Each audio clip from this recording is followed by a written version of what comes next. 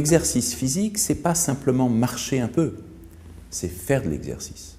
Et là, il y a un élément qui est fondamental, parce qu'il ne faut pas oublier le fait que l'être humain a été conçu comme quelqu'un d'actif. On n'est pas du tout construit pour être sédentaire. Et nos modes de vie nous amènent à être sédentaires. Le fait de marcher 50, 100 mètres ou 3, 4 000, même 10 000 pas par jour, ce n'est pas suffisant. Donc il faut être capable de garder pour soi des zones de vie dans la semaine, idéalement 3 zones de vie, 1 heure, 2 heures, où on va s'occuper de son corps et où on va faire de l'exercice. Là où ça devient compliqué, c'est que très souvent on est minimaliste par rapport à l'exercice. Or, pour que l'exercice ait un intérêt, eh bien, il faut qu'il soit fait d'une certaine manière, avec une certaine intensité, avec une certaine durée et une certaine chronologie dans la semaine. Il y a 3 types d'exercices qui nous intéressent en termes de santé et de longévité.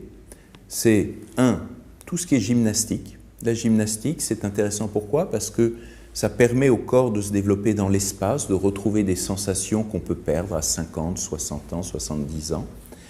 C'est bon pour les articulations, la mobilité, mais c'est loin d'être suffisant. Ce n'est qu'une partie. La deuxième partie importante, c'est le cardio-training. Et le cardio-training, eh bien, il faut le conjuguer sur au minimum 40 minutes par séance, 40 minutes en continu. Tout ça, c'est des choses qu'on pourra développer par la suite, parce qu'on ne peut pas donner les mêmes recommandations à quelqu'un qui a 30 ans, 50 ans ou 70 ans, à quelqu'un qui a éventuellement une pathologie cardiaque. Et j'en profite pour insister sur quelque chose d'important, c'est qu'au-delà de 50 ans, il est toujours vital, si on souhaite se remettre à une activité sportive, de consulter son médecin pour qu'il puisse dépister éventuellement un certain nombre de problèmes latents. Troisième chose importante en termes d'exercice physique, c'est la musculation.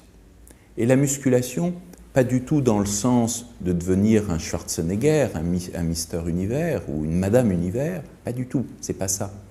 Mais c'est vrai qu'en faisant du cardio-training, on va développer le système cardiovasculaire, mais on ne va pas vraiment développer les autres muscles. Et d'ailleurs, quand vous regardez des marathoniens, ils ne sont jamais pleins de muscles, ils sont légers.